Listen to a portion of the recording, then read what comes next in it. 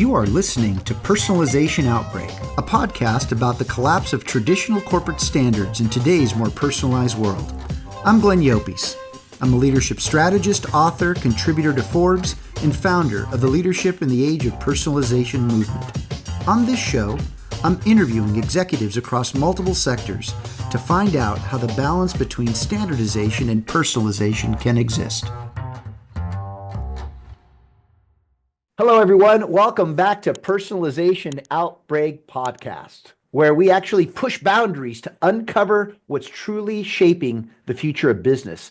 Now, I know everyone talks about storytelling these days, being more empathetic, how all of this is really changing the ways that we communicate, the ways that we connect, the ways we begin to understand who we are, not just as individuals, but organizations, brands, and even our communities. But businesses aren't just solving for these things. They're becoming an intricate part of becoming more humanized in how their products connect with people, how their leaders connect with people, and how the narrative really touches you in a way that you want to know more about it because you can believe in what the message is communicating. Now, empathy fosters connection and understanding, and storytelling translates complexity into clarity. We have someone here that really understands how to do this because I've learned that all these words sound good, but no one really knows how they all come together and create the impact that we're all looking for. And so today, we're going to talk about the interconnections of empathy, storytelling, and innovation and how they come into practice. And our guest today is Amanda Downey. She's the editorial strategist at IBM, but she's really a master storyteller. I have to tell you a little story. The other day, I was speaking to her about just a variety of things, and she sent me this text message. And when I read it, I thought, my gosh, who writes text messages like that? It was just so poetic. And when you read it, you would think she was in the middle of writing a book or copy and pasting something, but no, that's not her. She's deep. She understands the power of words and how to put words together and how to really multiply the impact of a message by really putting things into proper context, regardless of how complex the topics are, whether it's AI or automation to hybrid cloud and all these other things that she's involved in, like business transformation. So get ready. This is going to be a treat. But before we get started, please click the like button below, share it with your colleagues, and subscribe to our YouTube and social media at Glenn Llopis. Amanda, how are we doing? Great to have you. I mean, come on, So Amanda. great. I just got to ask you this question. When did you learn the power of empathy? I know I'm just flowing here, but when did you really learn Yeah. what the power of empathy is? Um, well, thank you for having me, Glenn, Sure. and for the incredibly nice introduction. Power of empathy. My freshman year of high school, I was very fortunate. I attended Governor's School for the Arts Hmm. in Norfolk, Virginia, and um, a teacher and the chair of the department at the time, Mike Tick, quoted Maya Angelou. uh, that you know people will often forget what you say, may even forget what you do or what you've done together. And I'm paraphrasing here, but they'll almost never forget how you make them feel. And it took me a second to kind of understand why that was like being told to a bunch of freshman actors. Hmm. Um, until I realized that whether it's with the other people on the stage, whether you're talking about your character, or whether you're talking about between speaker and audience, um, empathy is how we are connecting one to another and remembering how we feel and how others feel and having that appreciation, that curiosity for it makes us more impactful storytellers. So, So explain that connection. I love that, by the yeah, way. Explain the yeah, connection of empathy, storytelling, and innovation, and yeah. why they're so deeply connected in today's modern business world. Well, there's a lot of noise. I don't know if anyone's noticed, but there's a lot of noise out there. There's Oh a yeah. lot of content, right? There's a Too lot to cut. much. There's too much. There's a lot to cut through. So how do you do that? How do you get someone to decide they're gonna read your blog or watch your video versus something else that's saying the exact same thing they think, right? Well, that's that's stories, right?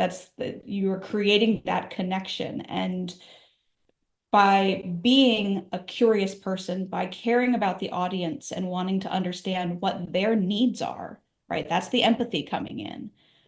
You can then tell stories that resonate with them. And you can be a force for saying, I see you, I hear you, I understand. Here's here's what I have to share. Here's this knowledge and information. And hey, here's what's next. And whether that what's next is a product or a, particular service or even just a read more, watch this too. But you earn trust by telling stories that are relevant to the reader, right? To the listener, and delivering on essentially that promise to help them. Okay, so let's go through this a bit. Yeah. There is the promise. There is what resonates with people. Give me an example of how these three things around empathy, storytelling, innovation have come through in a project that you've been involved with. Mm. So I think one of the fun projects it's still young, it's in its infancy, but it's a podcast actually that I helped produce. It's called Transformers. It's a think podcast. And you would think that you hear Transformers and you're suddenly like, oh yeah, like the robots, the machines, little things. Sort of, but it's actually talking about Transformers, the people, Transformers, the technology. And it's hosted by one of our CIOs, Anne Fanai. She's phenomenal. And when I was, gearing her up to do this podcast in the first place, one of the big questions we both were asking, for ourselves, and as sort of she was asking me as a big, why would we be doing this? There's plenty of CIO podcasts out there. Was, well, as a CIO, what are people not talking about? What are they not saying? What are you not getting? And what really started to resonate was this idea of the human story and the fact that whether you're at a massive Fortune 500 company or a startup, there are some commonalities and some common challenges, and we can talk about those. But then there's a beauty in the unique challenges and the unique paths that people take and how they transform their businesses, how they transform themselves, their careers, perhaps throughout time. And so the podcast takes that empathy, that understanding, that desire to connect and communicate effectively. It takes a storytelling template, right? And kind of weaving this arc, this character arc throughout each episode. And then it delivers on what it says it's going to do. It's going to talk about transformation from business. It's going to talk about a human transformation. And it's going to leave you with tactile things, tactical practices that you can take back and tips. So that's sort of an example of like you start with this big, why would we even do, like, well, why? Why would anyone care? And then you get into, okay, how we're telling that story. And then it's the what of the story, right? Then you fill in the meat.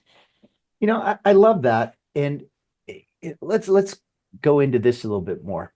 Mhm. What do people want? Why do people care? I mean, I ask myself that every single day because as someone who's a content producer and out there, you have to also know how to take some risks because you really don't know what people are resonating with at that particular moment in time. I mean, you said it earlier. There's this abundance of noise, too much content. How do I sift through it? But if there's one thing that I continue to learn and be patient with, is the willingness of a reader, a viewer to let go. Because Mm, when you're trying to connect the head and the heart, um, people's heads and hearts, uh, it's always easy to double down on the head because that's what you know, the intellectual side of things. But it's the heart that's really difficult to measure because you have to be ready to let go and receive a message that you may think it's speaking so much to you, but you're afraid to confront. And especially now, given all this all this movement in the world, I would think that people like you who do what you do so well, there should be more people like you focusing on empathy and the importance of how it resonates into storytelling. But I often feel that that's hard to accomplish because someone real the originator of that content, the person who's delivering it, has to be genuine enough to want to let go. Because if they don't, the audience is going to notice that and then they won't. How did you mm, resonate with that? 100%. 100%. Yes. Yes, yes, yes. So there is too much content created for content's sake.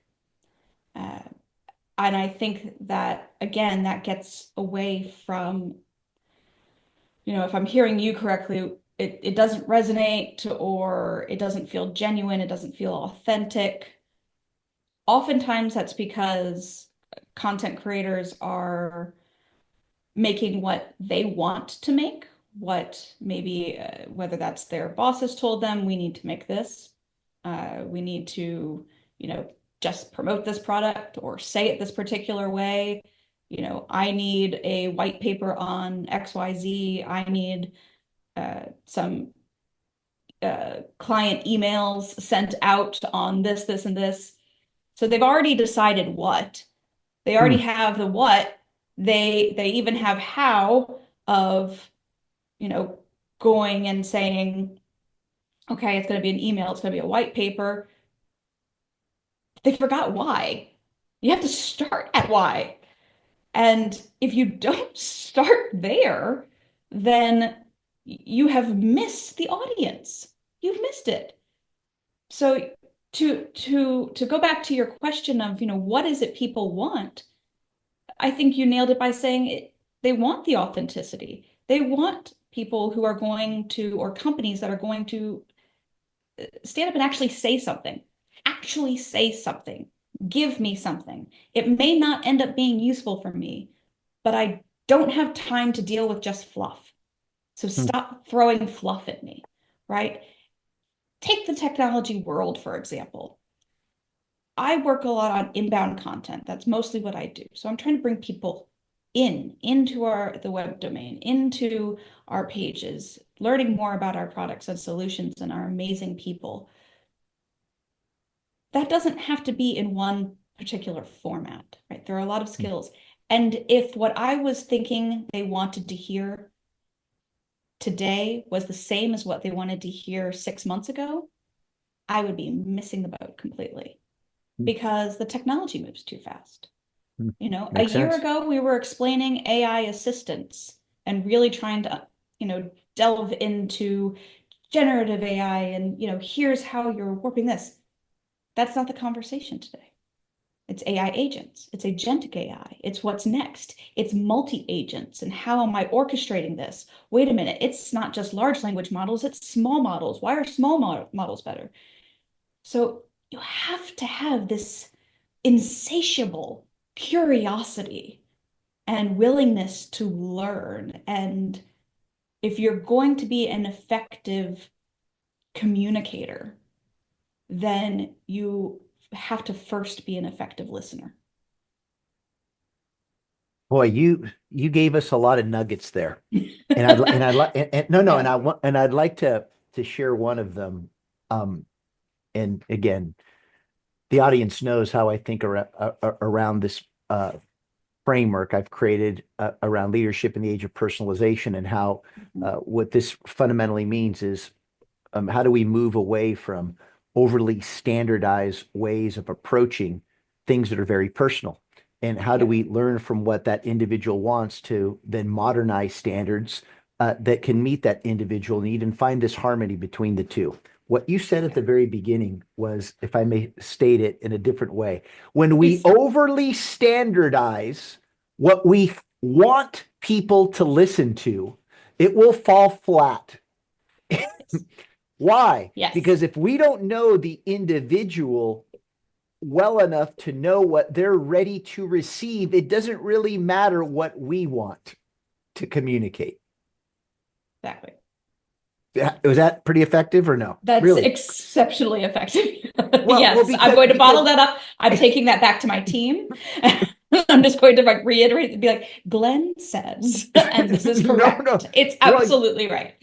well, Yes. because I think this is what happens is that in this world now that has so much difference in it, and people are uh they have certain tolerance uh they have a certain tolerance for things that are inauthentic because we're forcing the individual to use more energy to actually understand what people are actually trying to say. Um, Sure. but now people are tired to do all that processing. They want it straight, they want it Hmm. clear. And this is where you basically said, well, we need to listen more. But how do you get someone? You can you can let this one uh, pass if you'd like. But how do you get someone that's been so wired to standardize communications based upon the old rules, learn how to listen to begin adopting the new rules? I have a couple thoughts on this. Go, just talk. One, We could just one riff. change. Yes, okay. Change is hard. Anything that feels like a change, most of the time we feel it and process it more as a loss first, then we see the benefits. So if you are a leader or manager in the position of trying to get your team to look and approach at something a different way, you have to be an expert communicator and bring them along. You're essentially, they are the client and you're leading them on a transformation. And there's the actual technical side of that transformation, which is here's how we're going to structure something differently, write something differently, phrase it differently. But that podcast I was telling you earlier about, the Transformers podcast, any of the CIOs and CTOs on that podcast, and quite frankly, a lot of the leaders I've talked to and worked with beyond that podcast, um, hands down, they say that much harder than the technology is the human element of transformation and change, right? So you have to be an effective communicator. And in this case, to those employees who you're trying to have them look and think a different way, because it has to become their story, right? The transformation story you want to take them on, that journey has to become their journey. So you have to answer their questions. Why would we do it this way? How can we do that this way? What does that mean for me? What does that look like for me? What do I need to learn in order to do that? You Mhm. alleviate the fears by showing up with data. And I have incredible managers. I'm very fortunate. And our sort of lead Betsy is she's the VP of IBM.com and she is incredible. And she is so open to ideas. And she pushes all of us to, as the kids would say, bring the receipts as well, though. Show me the data. Show me why. Why would you do it this way? So if someone is really resistant to trying something new, I say, great. Show me the data that says no change is necessary. Hmm. Show me the data that says everything's working perfectly. And if you can show me that, okay, I won't fix a wheel that's not broken. But if there are goals that you're trying to get to, if there's a relevancy that you feel is missing, now let me show you some reasons why, some data points that support this idea of not overhauling everything you've ever known and done, but adapting to who we're serving today. And if you think Aha. about, Yeah, Go ahead, go keep ahead. going, No, keep no, going. I was gonna say, and No, no. if you think of people, anyone you're serving today, like you and I, we like personalized experiences.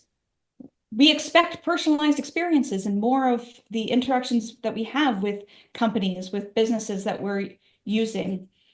So why then, when you flip it and you're suddenly the business person, would you expect that your audience doesn't still want that? You want that as a consumer. Why would anyone Exactly. else be anyone different? I love it. And I think this is the whole point. You continue to practice empathy in getting people to recognize that they need to be empathetic to people as they evolve. So that means I need to evolve with what the people need.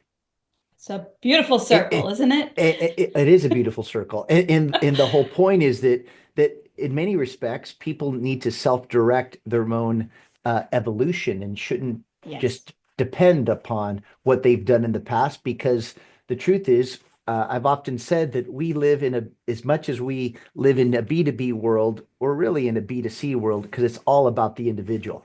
But having Oh, said that, how does empathy influence the way businesses approach messaging now? What are you seeing? mm. I mean, is this trend here for the long haul, or are we just getting started? Well, I think it's a bit of both, right? I think it's here for the long haul. I think we'll get better at it. Hmm, I do think it's just getting started. You know, I'm going to go a little nerdy here for a minute. Not that I haven't been good. already, but I'm going to go I super like nerd that. for a second. You think about the evolution of the human brain. Before there was ever spoken language, written language, before we could, have this massive logical, abstract thinking, things that have brought us, being able to fly, put people on the moon, quantum computers, all of this, we had fight or flight, right? We had emotional responses and survival instincts. Hmm, And somehow those were taught, those were passed along without words, without a bunch of beautifully written texts, without, shocking to all of the children today, but without social media and internet. Stories were passed along. hmm, Information was passed along, shared, learned, absorbed, and evolved. And so we evolved too. And the brain evolved. Then suddenly came the ability for simple language. And was it spoken at first? Not necessarily, but drawings. And again, storytelling, starting to relate sound, auditory, visual, all of these things, these components were becoming more and more important. We continue to evolve, right? The story of humanity is to evolve. hmm. We are constantly changing. Whether or not you want to say that you are changing, you are. Our bodies are changing, our minds are always changing, the world around us is changing. So you can choose to be afraid of it and ignore it, or you can lean in, foster your own curiosity, and say that actually to evolve is the most human thing I can do. And with that, with an appreciation for that, there's a level of empathy, of understanding for yourself and for others that you can bring to any type of communication. And I think the more that we show an appreciation for the fact that we're all on our own different journeys, Hmm. the better we can be as communicators and storytellers. And I do think that that's just getting ready. Now, are there ways that it goes too far? 100%. There are some, influencers out there that I would say maybe aren't the influencers I would have thought of for Hmm. the current world, or I don't know how long they're going to be there. Some people, it is a brief moment in time, but I do feel like the lasting impact of personalization, the lasting impact of communication with empathy, it has to be there because we have to now make the connection between that evolved, logical, abstract thinking brain and who we are fundamentally as humans. I love that. So with that in mind, what is the key to creating, inbound content that really resonates on both a technical and emotional level? Ooh, that's a good one. That's a good one. We talk about this a lot on my team, obviously. First, I always encourage my team of writers. I practice what I preach, so I do it myself as well. Um, get nerdy, get curious, go learn all the stuff you need to learn about the technology. Talk to the experts, you know, make it so that you are like a junior expert. You could, if they were teaching the class, you could be the TA on it, right? Um, and then I need you to go be just as curious about the audience. What are Hmm. they asking about? What are they looking about? We have brilliant SEO researchers. They bring us all the latest, greatest data, and here's all the search. We've got social teams that are saying, all right, here's what's trending on social, here what, all the listening data in the land. And then what are we doing? We are finding the threads, right? We've got the listening data. What are they looking for? What are they needing? What are they asking? What are they talking about? What's keeping them up at night? And then we understand some of the technology.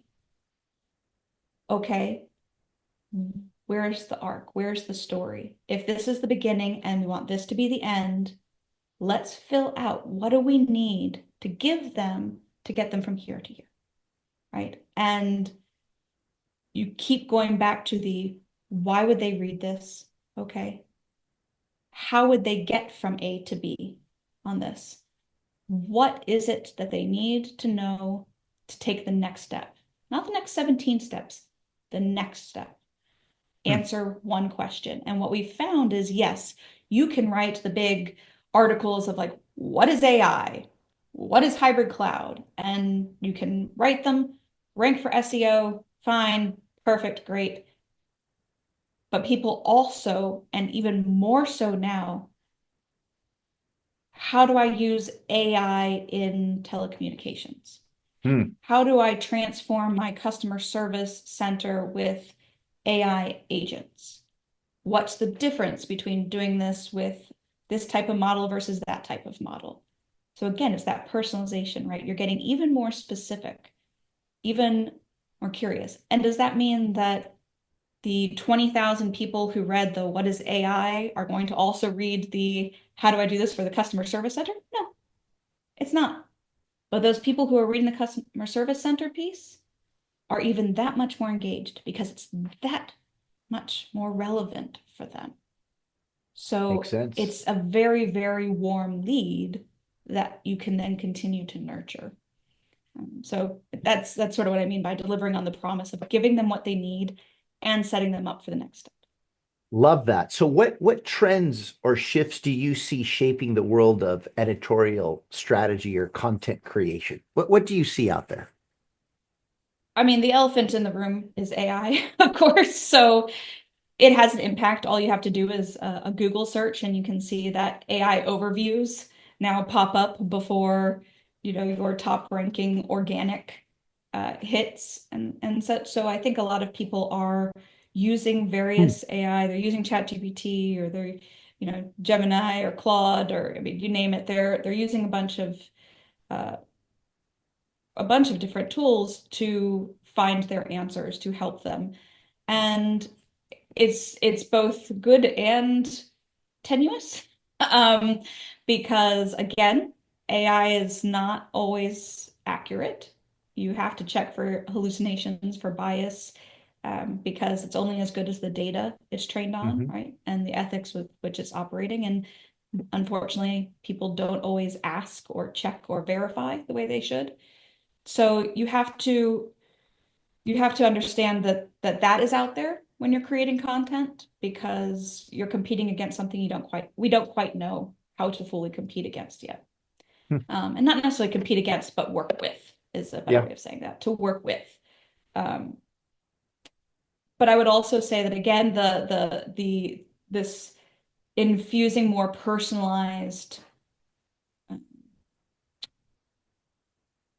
humanity at the same time that you have AI helping to craft first drafts of content and you have AI helping to gather the data.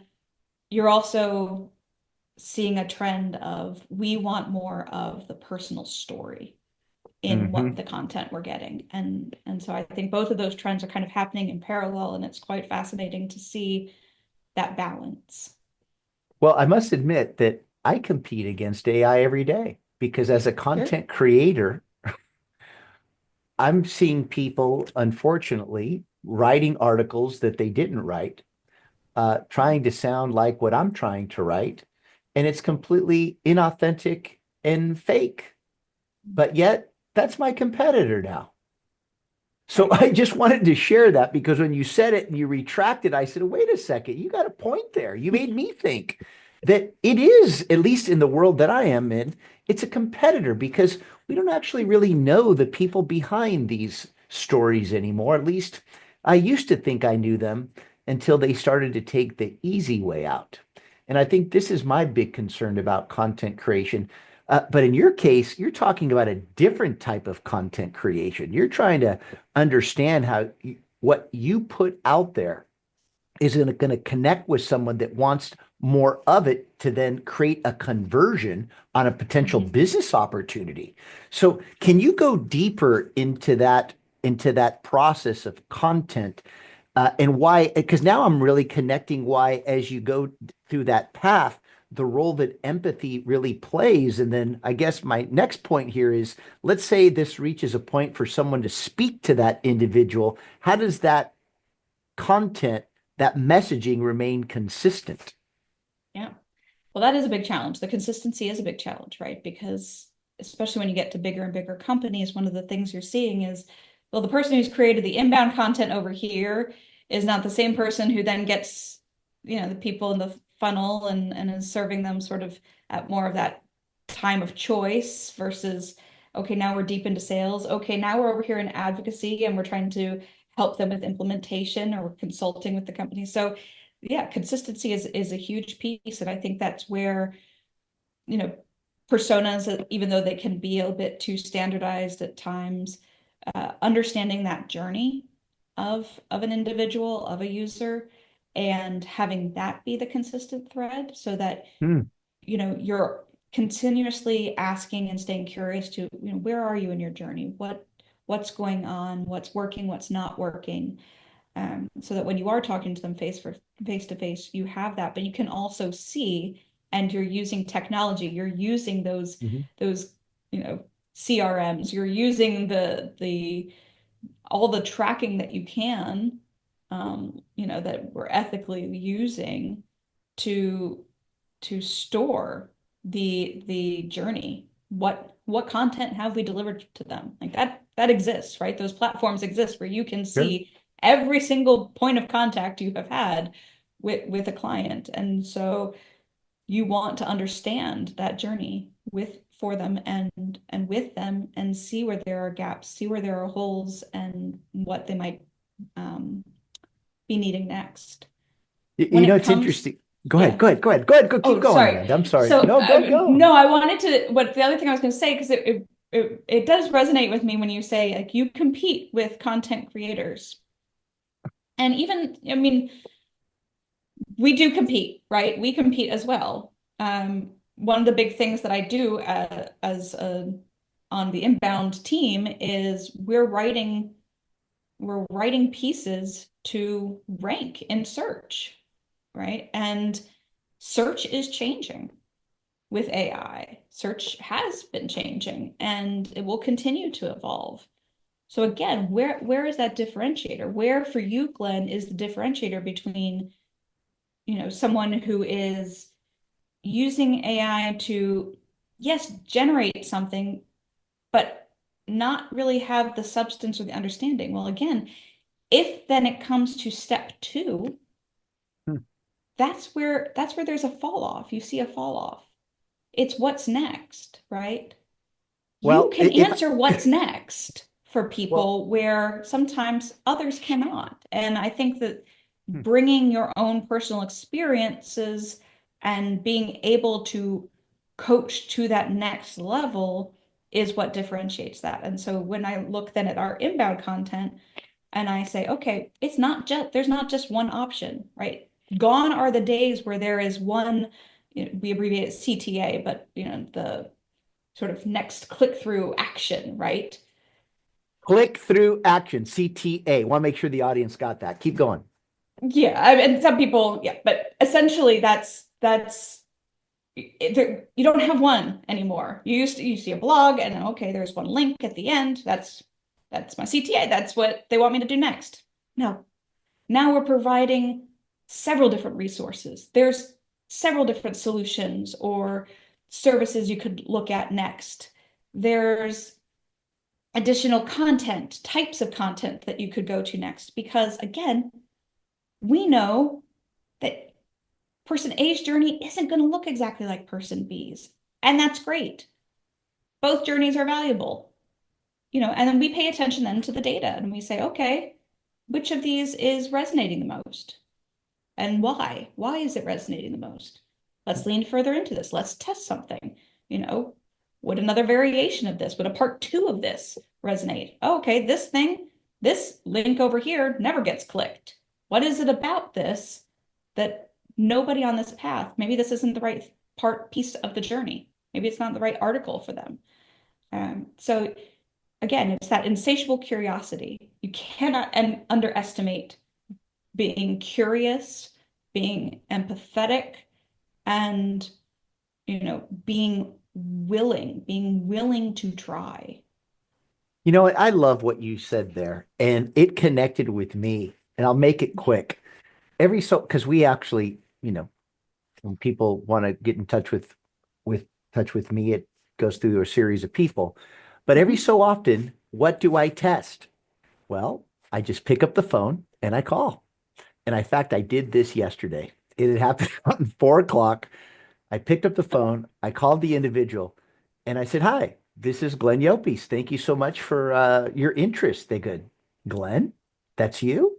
I said, "Yeah. I noticed that, I noticed that, you're interested in these kinds of things." And I just started having a conversation, and I really turned it into a very personal coaching session.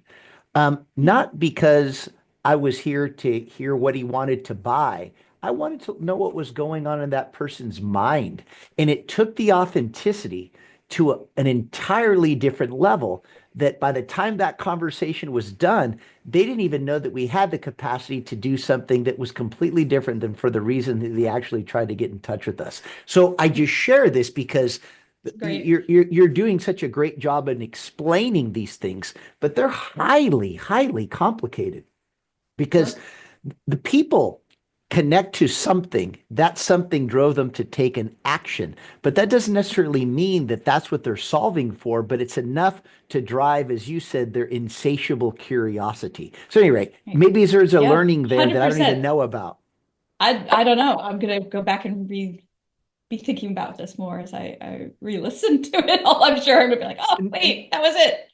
Yeah, well, this is the whole point, is that even with internal communications, you never really know what someone's intent is when someone's talking to you to begin with. And I think part of what I continue to learn about communications and why I'm so grateful that you joined us is that this is something that cannot be overly standardized.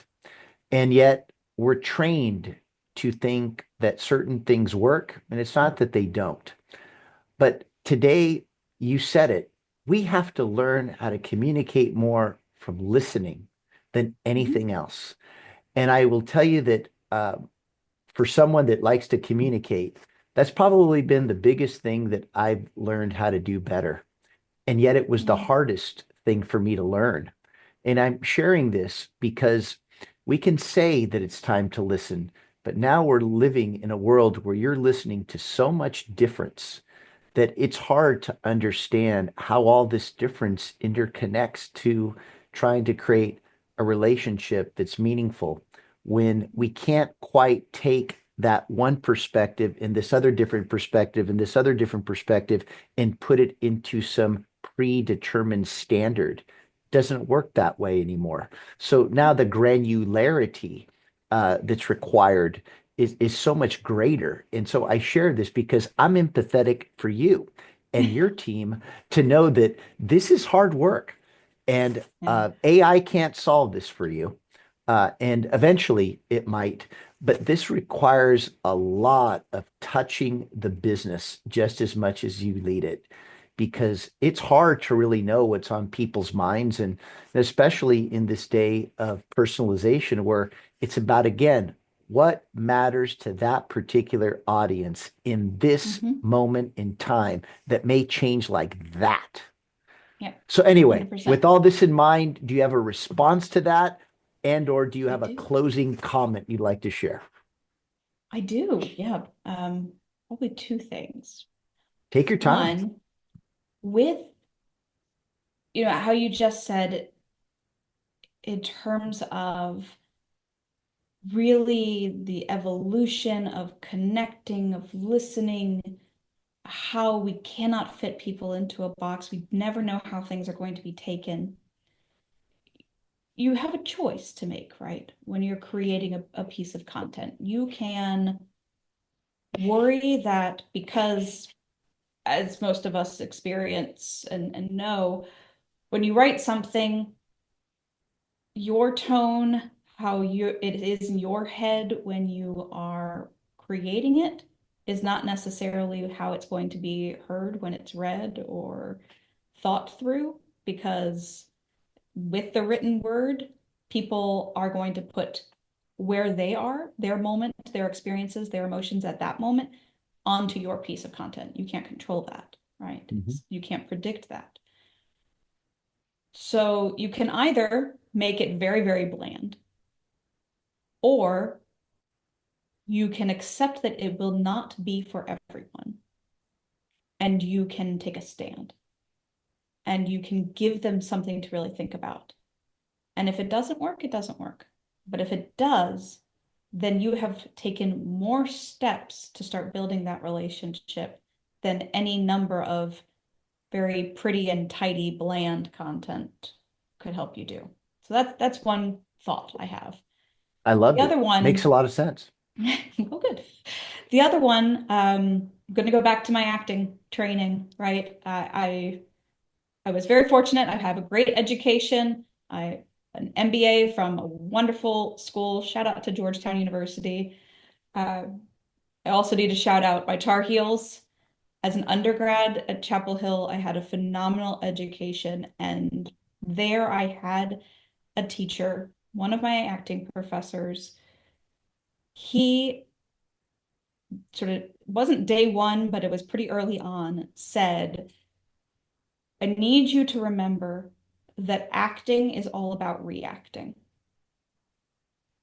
I don't care what you've decided you're going to go up there and how you're going to play every line you've memorized in this scene. It will never be as impactful as you genuinely reacting to what your scene partner gives you. Hmm. And that stuck with me because at the end of the day, the next piece of content you create should be with an acknowledgement and a reaction to what your clients are saying they're going through or asking about or needing. So it's not just about you. And this is even when I'm coaching people, they're executives who are nervous about giving presentations or giving a speech or coming onto a podcast. One of the hardest parts for them to get past is when I tell them, get out of your head, Hmm. put your ego to the side for a second. Ego's perfectly fine. It's not a bad word, but it's going to hinder you from being as great as you can be. It's going to hinder your presentation. It's going to hinder your content. Here's why. Because it's not about you. It's about them. It is about them. So you have to give them the answers that they're looking for. They're giving you the most precious thing they can give you, time. They are giving you that chance. So deliver. Deliver for them by answering and speaking to them and building, again, that bridge. And that requires that empathy, that requires that communication, that requires the innovation, which is really creativity with purpose, right? That's what innovation is. It is strategic creativity. And if you combine all of those elements and make it about something beyond yourself and what you feel like saying at that moment, you are well on your way to being ahead of the majority of other content out there right now. What a great way to close this interview, Amanda. And um, what you said is so true. And I can tell you that myself, as something tangible for the audience to hear. I've started this. This is our fifth season. Actually, I think it's season number 6 now on Oh my gosh. Personalization Outbreak Congratulations. podcast. Oh, no, no. That's Thank amazing. you. But what is the point? Who I was back then is not who I am today. But the reason is that I tried to be like other people hosting podcasts until I finally figured out what my style was going to be. And this takes time because why? Because when you're reacting to something in that moment in time, and that's not you, that will always fall flat. Just like an article that isn't really you, it'll fall flat regardless of how much you're trying to appease somebody. Because in the end, what is this all about? It's about empathy, connecting with someone where they're at and how people feel that you can put who they are and what they're feeling into motion in a way that will bring them some level of happiness or fulfillment and make them feel as if Yes. they're worthy enough to be part of whatever it is that they want to be a part of. So I just share this with you Yes. because I feel it took me Mhm. years and because it does take time. And when Oh they yeah. hear you talking about these things that are so good and make so much sense, for someone who's new, probably would think, man, this took her forever to figure it out. And you know what? It's probably true because these things do take time. And especially for someone who's a content creator, these things do take time. And so I appreciate everything you've shared with us today, Amanda. Always a Absolutely. pleasure. Um, if there's anybody I know I can count on for communication, knowledge, and wisdom, it's you. And so thank you for being there for me. I'm a better person because of it. Well, uh, ditto. Thank you, Glenn. Thanks for having me on. Thanks everyone for listening. And yeah, I can't tell you how impactful you and your work is on me personally and on so many that I know. So thank you very much. Thank you It's been a very pleasure. much. No, it's my pleasure. And as we leave every show, when you lead in the age of personalization, you will see things that others don't. Do what others won't and keep pushing when prudence says quit. Thanks again, Amanda. We'll be in touch and we'll stay in touch. Have a good day. Okay. Sounds great. Thanks. You too. Thanks for listening to Personalization Outbreak. Make sure to subscribe so you never miss a show. If you enjoyed the content, visit ageofpersonalization.com to check out our free streaming video series and learn how to get involved in the movement. I'm Glenn Llopis. I wish you a good day, and remember, without strategy, change is merely substitution, not evolution.